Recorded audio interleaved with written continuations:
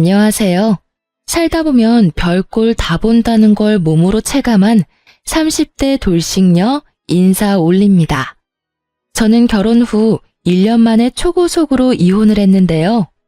제 이혼 이야기를 들어보지 못한 사람들은 제게 문제가 있나 생각하실 수도 있지만 들어보신 분들은 모두 이혼 잘했다며 오히려 응원해 주시거든요. 얼마 전에도 지인이 제 이혼 이야기를 듣더니 이건 많은 사람들에게 알려야 할 일이라며 거듭 권해서 이렇게 사연글을 작성하고 있어요. 저와 이혼한 남편은 동갑내기로 같은 직장의 동료이자 사내 커플에서 부부가 된 아주 가까운 사이였어요. 남편은 결혼을 전제로 저와 사귀기를 원했고 저도 솔직히 어느 정도 나이가 찼으니 진지하게 생각해보고자 연애를 시작했어요. 연애 때 남편은 노력을 하는 사람이었어요. 저를 위해 모든 걸 맞춰주고 제 취향에 맞춰주는, 고기를 싫어하는 저를 위해 매번 채식이나 해산물 가게를 찾아주는 아주 좋은 남자친구였죠. 그 세심한 모습에 반해 정말로 결혼을 진지하게 생각했어요. 그리고 남편은 결혼을 하기 위해 집을 구매했다고 했어요. 난감하게 웃으며 은행 빚이 많지만 그래도 자기 집이라고 하는 걸 보니 제가 나머지는 벌어서 생활하면 될 것 같다고 생각했어요. 집도 있고 제가 벌면 생활비도 있으니 괜찮겠지. 그렇게 생각하던 차에 생각지도 못했던 아이가 생겼어요. 솔직히 생각지도 못했다는 건 거짓말이었고요. 남편은 항상 제게 아이를 가지고 싶다고 이야기를 했었어요. 그리고 매번 피임을 하다가 저도 결혼 생각이 짙어지자 결국 피임에 소홀하게 됐고 그렇게 아이가 찾아온 거죠. 아이가 생기고 보니 육아휴직을 하게 되면 생활이 힘들 것 같더라고요. 그때는 부모님에게 손을 조금 벌려야지 생각했어요. 저희 집은 제가 못나서 그렇지 아버지는 교수, 어머니가 교사로 솔직히 못 살지는 않아요. 그렇기에 빌리고 나중에 갚자는 생각도 편하게 했었고요. 시댁은 시골인데 가족들도 엄청 많은 집안이었어요. 솔직히 임신해서 결혼하는 건데 남편이 엄청 원해서 그 집안에서도 축하해 줄 줄 알았거든요. 그런데 처음에 상견례 겸 시모를 봤는데 엄청 친절하게 대해주시기는 하셨지만 뭐랄까 그 눈빛이 엄청 차가웠어요. 그렇지만 본래 그런 인상일지도 모른다고 편하게 생각했어요. 시부도 마찬가지로 정말 즐겁지는 않은 가식적으로 웃고 있는 느낌을 많이 받았고요. 저는 이 자리가 딱딱한 자리라 그런가 보다라고 마음 편하게 생각해버렸어요. 그때 다른 선택을 했다면 어땠을까? 지금도 생각하게 만드네요. 사실 이혼에 대한 생각이 강하게 들었던 첫날은 놀랍게도 결혼식 당일이었어요. 그때 저는 무척이나 지쳐 있었어요. 남편이 집을 해오느라 막대한 원금과 이자가 나가고 있어서 결국 결혼과 관련된 재반 비용은 모두 제가 낼 수밖에 없었어요. 그 모습에 친정오빠는 왜 네가 다 하냐고 남편을 굉장히 나쁘게 보더라고요. 저는 오빠를 다독였어요. 어차피 결혼하면 둘이 같이 살 거고 그 집도 우리 둘이 사는 집이 될 거다. 집 가져오는데 내가 혼수하는 게 맞고 결혼식 비용도 내는 게 맞다고 했었죠. 그런데 시모가 결혼 며칠 전에 폭탄을 하나 터뜨리더군요. 예, 너희 이쪽에서 미리 피로연 하는 게 어때? 피로연이요? 식장을 최대한 시댁과 가까운 지역으로 잡으려고 애썼는데 결국은 그렇게 말이 나온 거였죠.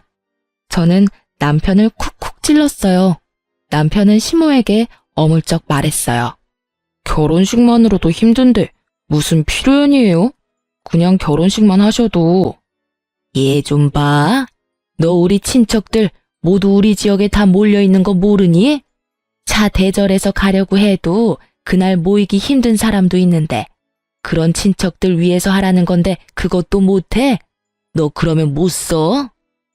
시모는 남편을 향해 강하게 말했지만 딱 보니 저 들으라고 하는 말이었어요. 이쯤에서는 시모도 알고 있었거든요. 제가 이 결혼식 비용을 모두 내고 있다는 걸요. 결국은 시모의 등살에 못 이겨 피로연까지 하게 됐어요. 본식 2주 전에 했는데 시댁 쪽 친척들이 모두 모여서는 아주 난리가 났더라고요. 게다가 피로연에서도 축의금을 걷었는데 그걸 시모가 싹 다 가져가더라고요. 피로연장 잡고 음식 준비도 제가 다 했는데 말이죠.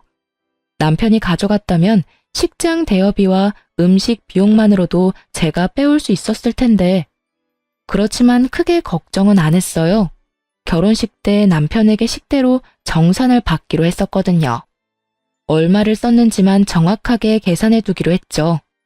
시모가 좋아하면 됐다고 생각을 하고 결혼식에는 좀 차분하게 진행되겠지 싶었는데 시모의 도를 넘는 행동은 결혼식 바로 전에 또 터졌어요.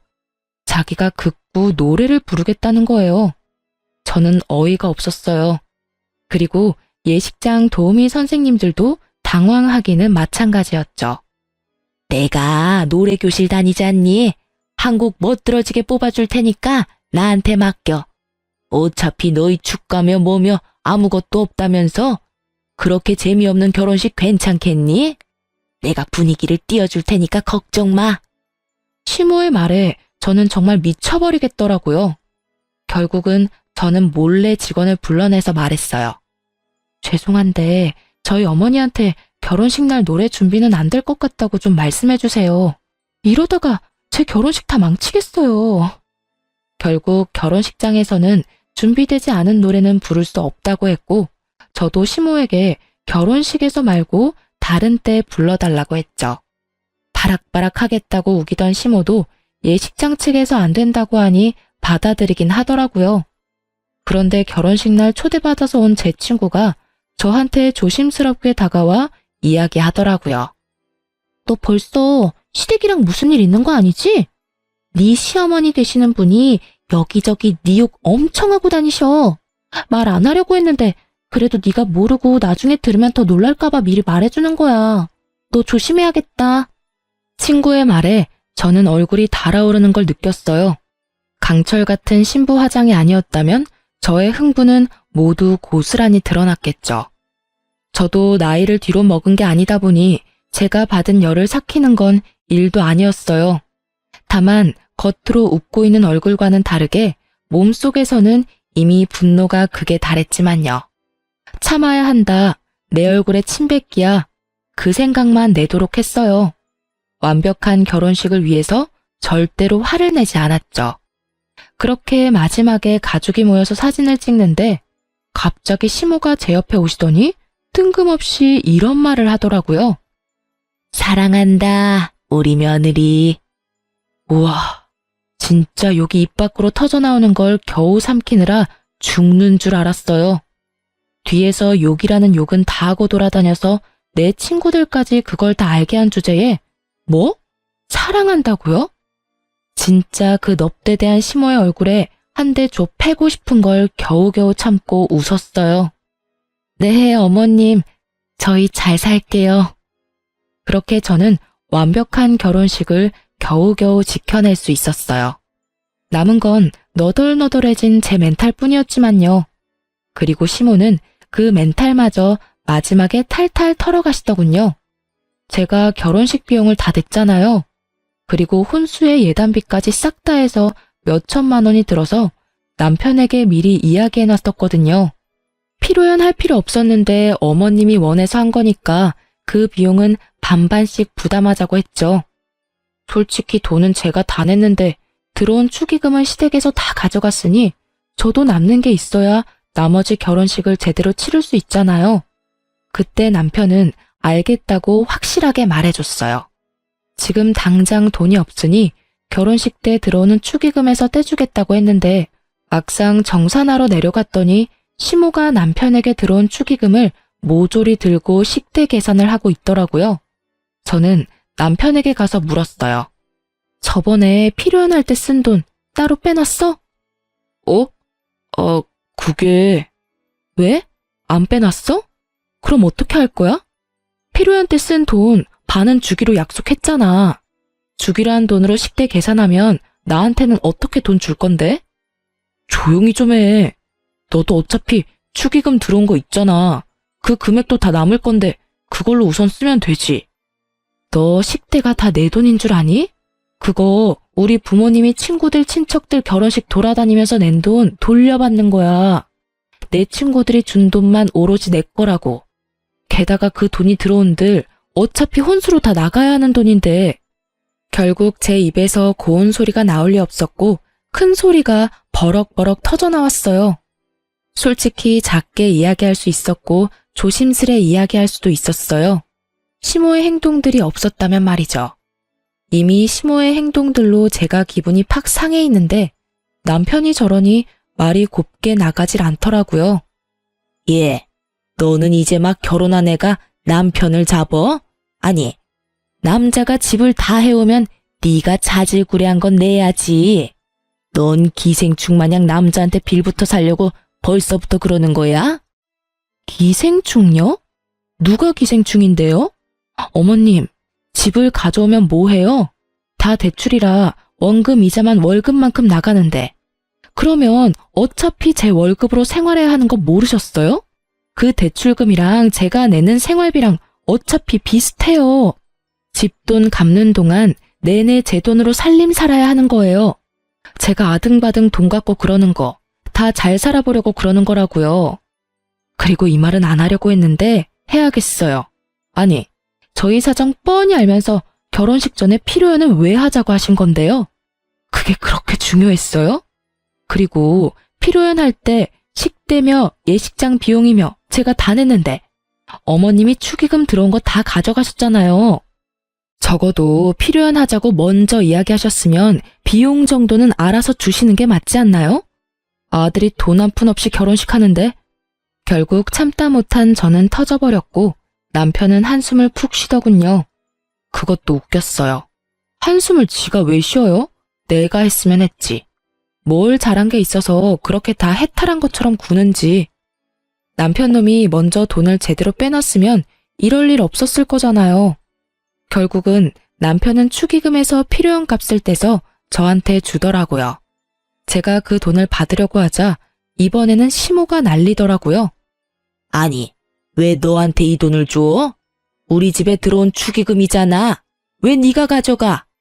이런 버르장머리 없는 애를 봤나? 내가 쉽게 결혼 허락해주니까 시어머니가 만만하니? 왜 주긴? 제가 소리 지르려 하자 오빠가 끼어들었어요. 사돈 어른께서 이해하세요. 매제는 집을 해오느라 돈이 없어서 결혼식 비용을 못 대는 상황이고 이쪽도 혼수와 예단비, 결혼식비로 돈을 어느 정도 마련했는데 예상에 없던 필요연을 하게 돼서 돈이 모자라게 됐거든요. 결혼식은 둘이 하는 거니 둘이서 나누는 게 맞다고 생각합니다. 저희가 혼수 예단을 하지 않았다면 또 모를까. 그래도 4천만 원이 넘는 돈을 썼는데 결혼식비까지 모두 부담하는 건 저희한테 너무 부담이 크네요. 사돈 어른이 큰 어른이시니 부디 이해해 주세요. 좋게 말할 필요도 없는데 오빠는 간곡하게 말했고 그 간곡한 말투가 자신을 달래는 것처럼 들리는 걸 알아챘는지 시모는 친정집에 그런 모습을 보이는 게 쪽팔리다고 생각했나 봐요. 결국은 알겠어요 한마디만 남기고는 다 놔두고 나가더군요. 그 뒷모습을 보는데 정말 아침부터 밥도 못 먹고 결혼식 하느라고 난리치는 제가 왜 여기 있나 하는 생각만 들었어요. 저런 시모를 모시고 살아야 하는 제 앞날도 캄캄했고요. 이때부터였어요. 시댁에 대한 제 평가는 최하였어요. 지금도 마찬가지지만 이때부터 다 때려치고 싶었지만 뱃속에 있는 아이 때문에 겨우겨우 참았어요. 그런데 그 마지막 인내심마저 쪼개버린 일이 얼마 지나지 않아 또 일어난 거죠. 저희 아들이 태어난 지 30일쯤 됐을 무렵이었어요. 저는 초산인데다가 조련을 금방 나온 터라 모든 게 서툴고 몸이 힘들었어요. 자연분만이었지만 10시간을 넘게 틀어서 온몸이 성한 구석이 없었죠. 그런데 하루는 남편 얼굴이 이상하더라고요. 똥 싸고 덜 닦은 표정이랄까? 뭔가 찜찜한 표정을 짓고 있더라고요. 무슨 일이야? 할 말 있어? 왜 그렇게 찝찝한 표정인데? 그게 엄마가 아기 보고 싶다고 시골 한번 내려오라던데 당신은 어떻게 생각해? 어떻게 생각하긴 절대로 가기 싫지. 라고 말하려는 것을 꾹 참고 남편에게 말했죠. 어머님도 애 보고 싶으실 때 됐지. 100일쯤 되면 시골에도 내려갈 수 있지 않을까 싶은데? 당신 생각은 어때? 제가 양보할 수 있는 건 아기가 100일은 돼야 된다는 거였어요. 아직 집 앞 산책도 못 나가는데 시골까지 가는 건 상상할 수도 없는 일이었어요. 만약 시댁이 도심지에 있었다면 달랐을지도 모르죠. 시댁은 시골 산골에 집이 있어서 벌레도 많고 시부모가 애가 온다고 해서 신경 썼을 것 같지도 않았거든요. 예전에 제가 시댁에 내려갔을 때도 역시나 청소한 적이 없는 집 모습에 학을 떼고 온 기억이 있었으니까요. 아기 건강을 위해서 최대한 양보한 게 100일이었어요. 제 말을 들은 남편도 그 의견에 동의했는지 고개를 끄덕이며 시모에게 톡을 보내더라고요. 그렇게 일 하나 해결됐나 싶었는데 갑자기 제 폰이 울리더라고요. 시모의 카톡이었어요. 너만 애 낳아봤니? 너만 힘들어? 왜 혼자 유별나게 굴어? 애를 낳았으면 데리고 와야 하는 게 당연하잖아. 우리가 남도 아니고. 정말 서운하다. 너 진짜 우리 안 보려고 작정한 거니? 시모의 카톡을 보니 머리가 지끈거리더라고요. 제가 무슨 수를 쓰지 않으면 몇 날 며칠을 저렇게 사람을 쪼아댈 게 분명하니 저는 한 발 더 양보했어요. 그리고 시모에게 전화했어요. 어머님, 아기가 아직 바깥바람 쐬기 힘들어요. 보고 싶으시면 나중에 어머님이 올라오세요. 제가 힘들어서가 아니라 애가 힘들어서 그래요. 아직 목도 못 가누는데 카시트도 채우기 힘들어요. 제가 그렇게 말을 하자 시모는 알겠다며 전화를 끊더니 바로 다음날 집으로 올라왔더라고요. 적어도 며칠은 시간을 두고 올라올 줄 알았는데 이렇게 당장 올라오니 저도 당황한 상태였어요. 애 키우느라 어지럽힌 집 치우고 정리하고 시부모를 맞이했는데 오자마자 시부모는 애는 거들떠보지도 않고 집 구경만 열심히 하더라고요. 그러더니 시부가 저한테 능글맞게 웃더니 말했어요. 아가, 집이 너무 좋네. 이 냉장고랑 TV를 보니까 우리 집에 있는 거지 같은 가전들이 생각나네. 너희가 이거 우리한테 주면 정말 좋을 것 같은데? 네 생각은 어때? 저는 어이가 없었어요. 그 물건들은 모두 결혼식 끝내고 제가 하나부터 열까지 고르고 골라서 집에 들인 물건들이었어요. 게다가 냉장고와 TV는 큰 만큼 가격도 제일 비쌌거든요. 그걸 탐내는 걸 보니 참 기가 막혔어요. 아들 신혼집에 와서는 새 물건 챙기려는 꼴을 보니 너무 웃겼죠. 저희 아버지는 신혼집 와보시고는 제게 용돈도 주면서 덕담까지 해주고 갔는데 말이죠. 시댁에 용돈까지는 바라지도 않아요. 적어도 덕담 한마디 정도는 할 줄 알았는데 역시나 제 기대를 넘어버리더군요. 아버님, 그거 다 산 지 얼마 안 됐고 저희 아파트 공간에 맞춰서 산 거라서 시댁에 두기에는 좀 힘들 수도 있어요. 딱 봐도 우리 집에 들어가도 될 만한 크기인데 이거 우리한테 주고 너희들은 또 따로 사면 되잖아. 돈도 있겠다. 뭐가 문제야?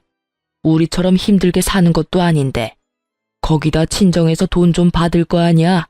친정집이 그래도 교육자 집안인데. 저희 결혼식도 얼마 전에 마쳤고 아기 때문에 앞으로 돈이 너무 많이 들어서 다시 사는 건 좀 힘들어요. 저희도 안 쓰는 물건이면 드리고 싶은데 냉장고나 TV나 집에 없으면 안 되는 물건들이잖아요. 그래서 주기 싫어? 아니, 우리가 뭐 때문에 너랑 결혼을 허락해줬는데 이 정도도 안 해주면 우리 집이 도리어 손해보는 거지. 애 보러 와놓고는 애는 볼 생각도 없이 자기 집 세간살이 알아보려 혈안이 된 시부를 보니 불쑥불쑥 화가 치밀더라고요. 그런데 그 와중에 시모 말에 뒷골을 잡고야 말았어요. 집도 좋은데 여기서 며칠 있다 가면 좋겠네. 놀러 다닐 때도 많을 거 아니야. 온 김에 여기저기 다 돌아다니고 가야지. 저는 애 때문에 힘들어서 거동도 제대로 못하는 데다가 제대로 씻지도 못하는데 시부는 결국 일주일을 집에 머물렀어요.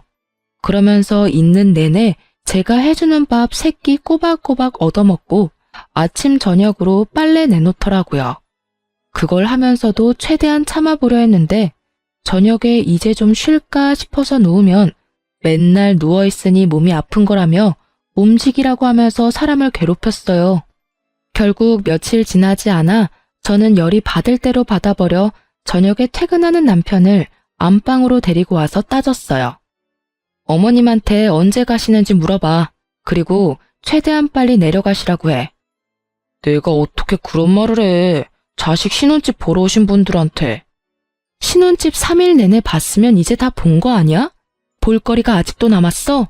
그리고 당신 어머님 계시니까 계속 늦게 오잖아. 당신도 어머님 아버님이랑 같이 있는 거 힘들어하면서 왜 나한테 다 떠넘기는 건데? 나는 애까지 봐야 하는데 힘들어 죽겠다고. 이러다 진짜 내가 죽게 생겼다니까? 그렇다고 내가 어떻게 가시라고 말을 해. 나도 아들인데. 그리고 당신도 너무해. 어떻게 우리 부모님을 그런 식으로 말할 수가 있어. 그냥 부모님 좋은 마음으로 여기 있는다고 생각하면 안 돼? 그럼 나도 우리 엄마 데리고 와서 몇 날 며칠 있어 볼까? 결국 제 협박 아닌 협박에 진 남편은 꼬리를 내렸죠. 그러나 결국 시모에게 말도 못 꺼내고 일주일이 지났어요. 일주일이 지나니 시부모도 집으로 돌아가더라고요. 물론 TV와 냉장고는 제가 지켜냈죠. 시부모가 돌아간 날 정말 오랜만에 자유를 만끽하고 있었는데 남편이 완전 술에 절어서 엄청 늦게 들어왔더라고요. 솔직히 여태껏 우유부단하게 행동한 게 꼴보기 싫어서 남편을 옮겨주지 않으려고 했는데 그래도 감기 걸리면 애만 힘들겠다 싶어 남편을 안으로 들이려고 했어요. 그때 남편 옷에서 폰이 툭 떨어지더라고요. 폰은 얼마 전까지 대화를 했는지 카톡 화면이 떠 있었어요. 그런데 그 카톡을 보고 저는 눈이 뒤집어져 버릴 만큼 열이 받았어요. 카톡은 남편과 시모의 대화 내용이었는데 그걸 본 저는 속이 뒤틀리는 감각을 느껴야 했어요. 얘, 너 결혼 잘못했어. 좋은 집에서 곱게 자라서 그런지 시모 알기를 개똥으로 알잖니. 꼴랑 TV랑 냉장고 때문에 정색하면서 눈 동그랗게 뜨고 따박따박 말대꾸 하는 거 봤지? 정말 결혼을 시켜줬더니 아주 시댁을 잡아먹으려고 들어. 네 아버지가 이번 기회에 가전 새로 받구나 싶었는데 좋다 말았지 뭐니? 시모의 열받은 음성이 여기까지 들리는 것처럼 생생해서 더 빡치더라고요. 그런데 남편의 반응이 저는 더 열받았어요. 저는 제 편을 들어주거나 그런 거 아니라고 중재를 해줄 거라고 생각하고 있었거든요. 그런데 그게 아니더라고요. 와이프가 그런 면이 있지. 그래도 엄마가 좀 참아. 지랄 같은 성격 나도 참고 잘 살고 있잖아. 그래도 처갓집에 돈이 좀 있으니까 우리한테 무슨 일 생기면 돈 빌리기도 쉬워. 말만 하면 척척 돈 내주니까. 남편놈은 우리 집을 아주 편리한 보험 정도로 보고 있더라고요. 그리고 냉장고랑 TV는 상황 봐서 내가 사줄게. 나 몰래 꿍쳐놓은 돈 좀 있어. 이 남자가 나를 사랑해서 결혼한 줄 알았더니 우리 집 돈 보고 결혼한 거였더라고요. 이럴 거면 우리 아버지랑 결혼하지 그랬냐는 생각이 들 정도였거든요. 제가 무슨 일이 있으면 친정에 전화하니 아주 우리 집을 자기 돈줄로 아는 모양이었어요. 게다가 정말 괘씸한 건 아기 분유 기저귀 한 번을 사다 준 적 없고 그럴 때마다 자기 아파트 대출금 때문에 돈 없다 하더니 시부모 냉장고 TV 사줄 돈은 언제 꿍쳐놓은 건지. 그런데 밑으로 이어진 대화를 볼수록 더 기가 찼죠. 얘, 너 이혼할 거면 애는 그냥 줘버려. 혹 달고 있으면 너만 손해야. 혹시 양육비 뭐 그런 이야기 나오면 소송해서 절대 주지 말고. 애 새끼도 누구 새끼인지 모르겠지만 분명히 다른 남자 있을 거야. 절대로 넘어가면 안 돼. 우리 애를 혹이라고 말하는 게 진짜 할머니가 맞을까요? 저는 제 눈을 의심해야 했어요. 이 사람들은 무슨 생각으로 제게 다른 남자가 있다고 이렇게 당당하게 말하는 걸까요? 그런 시모의 문자에 대한 남편의 답은 심플했어요. 안 넘어가. 그래서 애 키울 때 한 푼도 안 내잖아.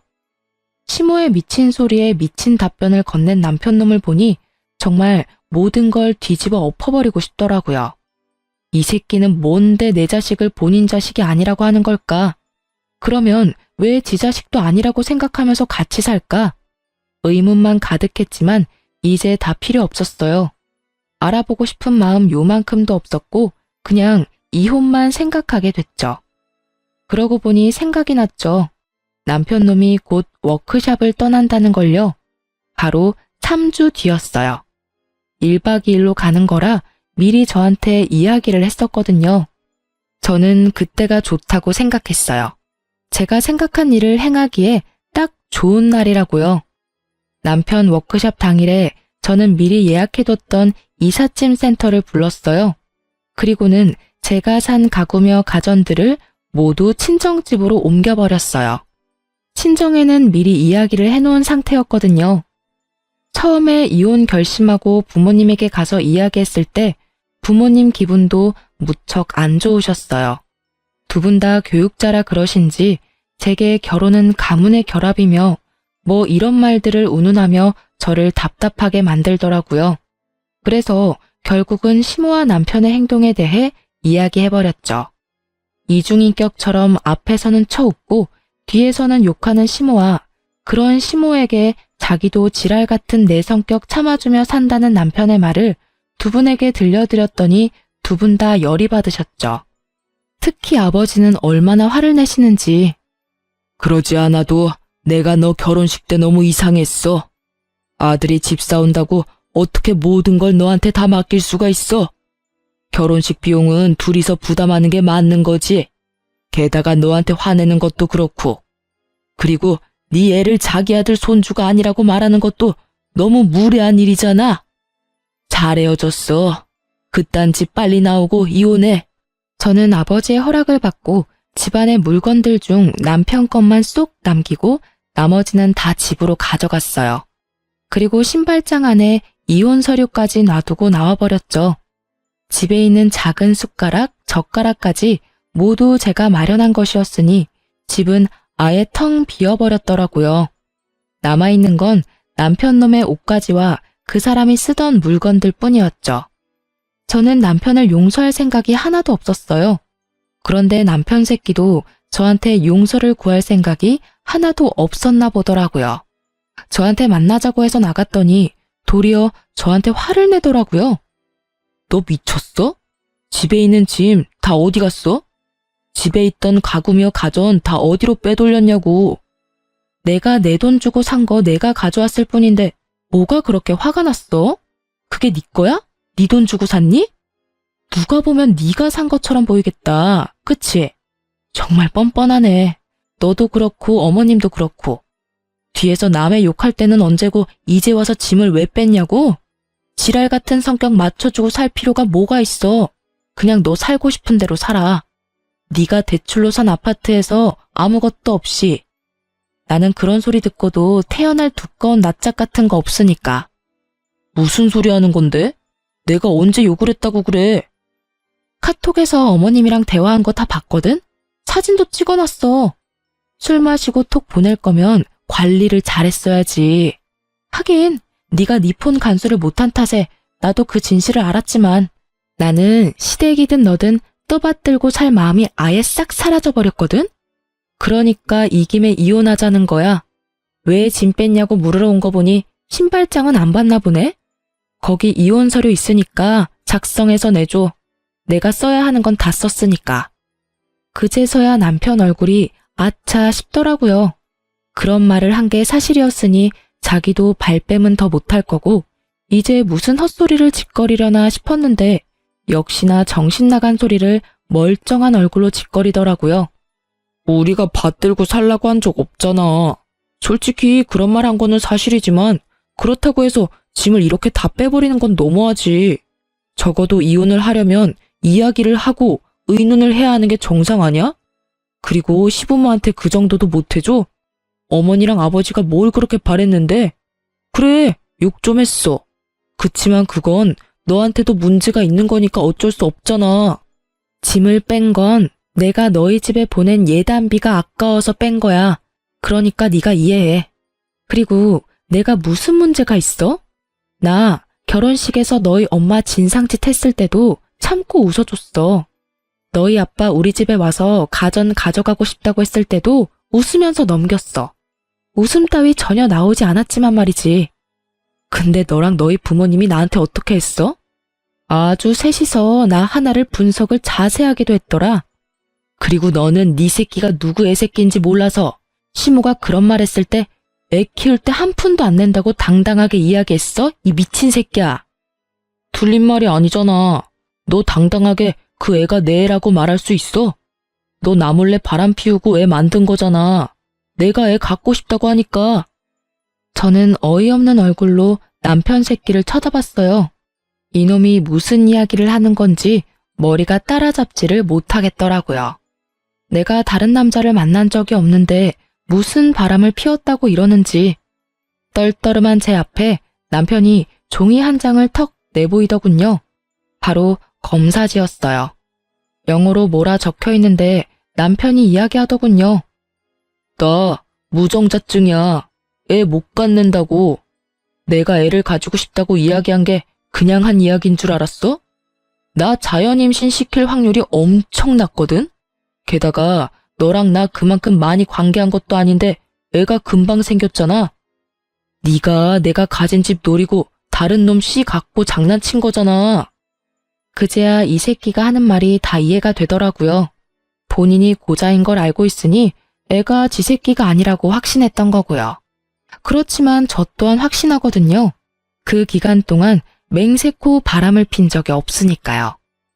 넌 그럼 내가 남의 애 가졌는데 왜 결혼했어? 그럼 네 새끼 아니라고 말했으면 이야기가 더 쉬웠을 거 아냐. 결혼을 아예 안 했으면 너한테도 나한테도 더 좋았을 거라고. 애가 있으면 내가 정상으로 보이니까 그랬어. 그리고 너 집 잘 살잖아. 애 하나라도 있으면 애 앞세워서 돈 좀 받을 수 있을 것 같아서 그랬지. 저는 결국 못 참고 남편 놈 뺨때기를 한 대 올려쳤어요. 그리고 남편 놈 억지로 데리고 친자 검사하는 연구소를 찾아서 데리고 갔어요. 남편 놈이 나중에 다른 말 못하도록 보는 앞에서 남편 놈이랑 애 유전자 채취해서 검사 보냈어요. 네가 그렇게 의심하면 진짜 사실을 보여줄게. 저거 나오면 우편으로 양쪽 집에 다 보내달라고 할 거야. 그 결과 나오면 이야기해. 저는 제 할 말만 하고 나와버렸어요. 남편 놈 꼬라지도 보기 싫었거든요. 여태껏 우리 애를 제 자식이 아니라고 생각하니 온몸이 덜덜 떨리는 배신감에 진짜 기분이 더럽더라고요. 그리고 몇 주 후에 우편이 왔더라고요. 저한테 왔으면 남편에게도 갔을 거라고 생각했어요. 그리고 그날 저녁 결국 남편이 만나자며 제게 전화를 걸어왔고요. 결과는 안 봐도 뻔했죠. 친자 관계 일치 99.9%요. 제가 만나지 않겠다고 말했더니 남편 놈이 저희 집에 찾아왔더라고요.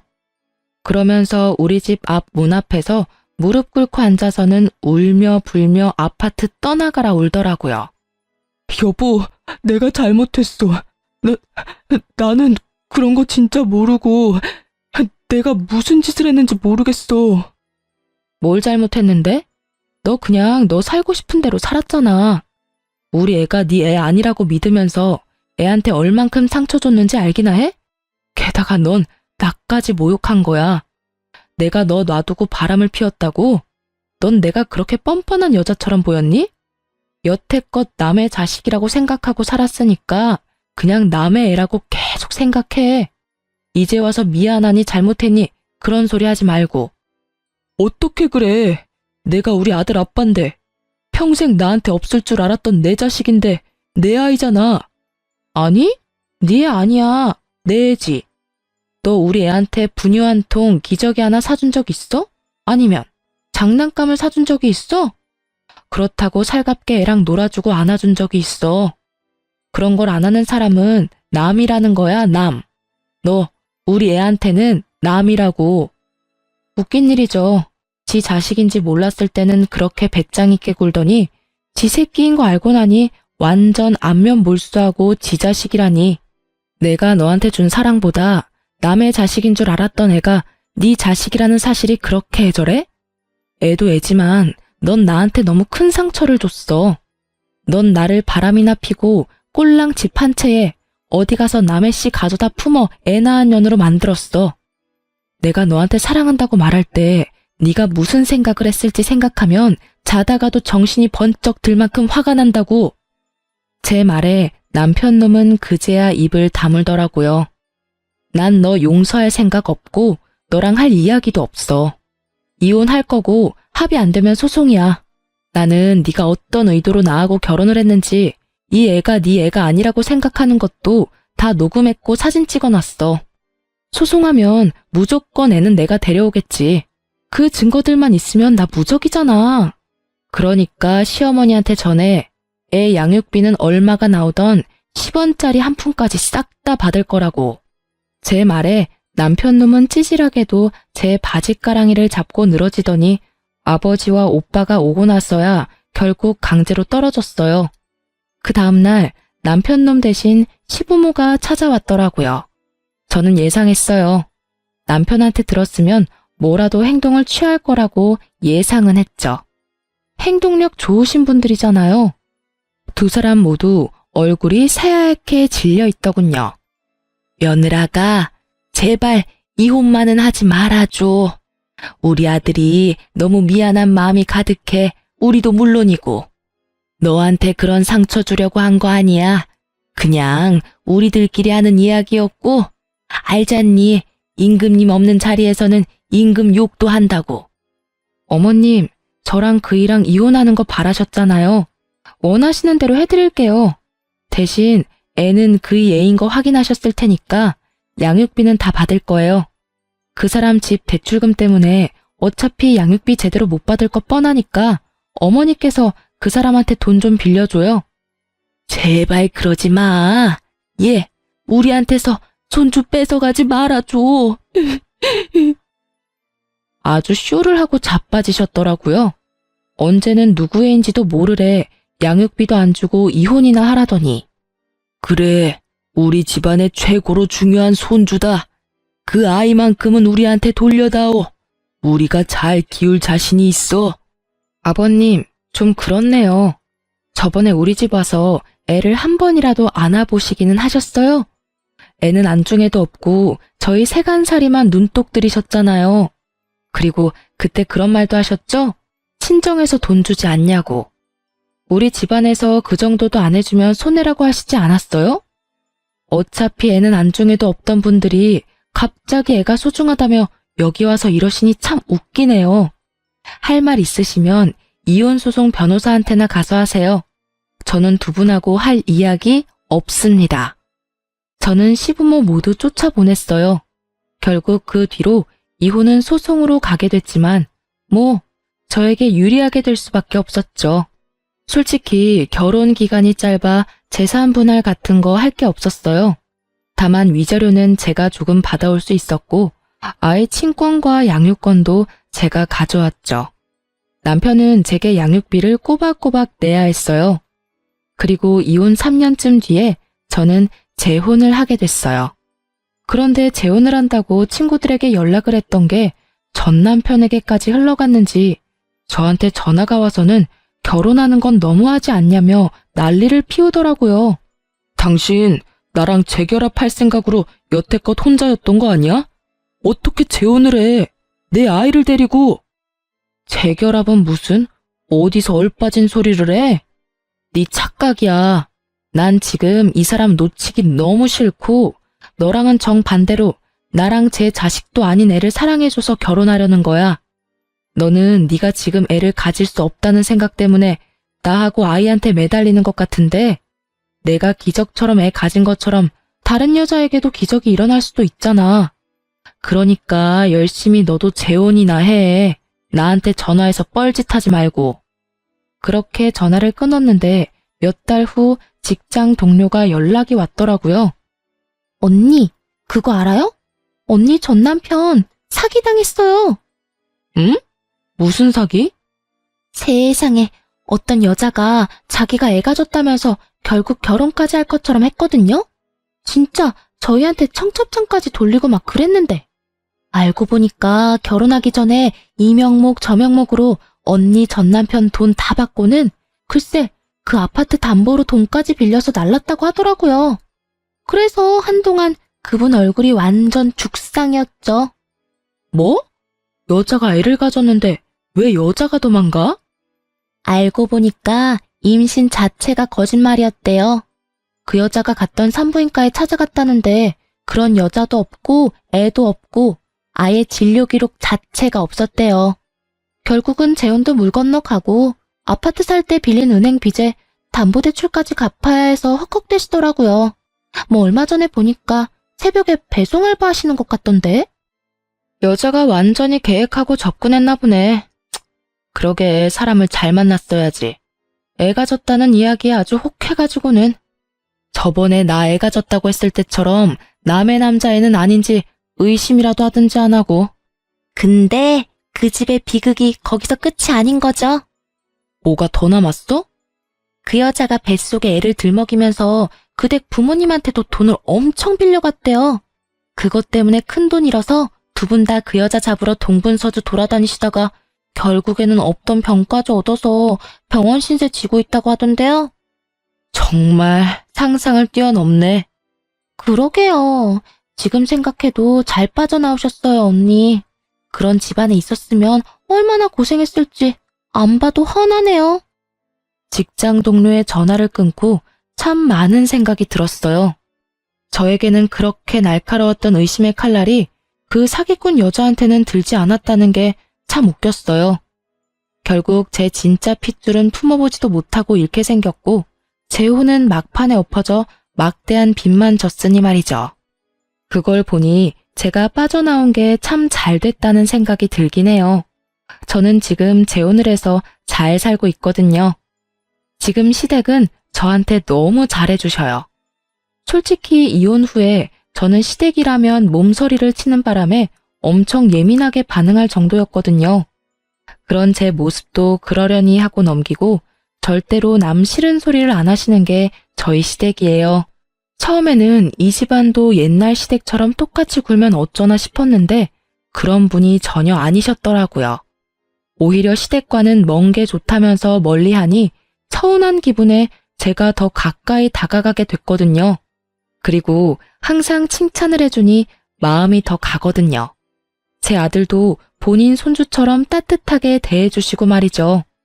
그분들을 보면서 저도 그런 어른으로 늙어가고 싶다는 생각을 할 정도였으니까요. 제가 얼마나 존경하고 있는지 아시겠죠?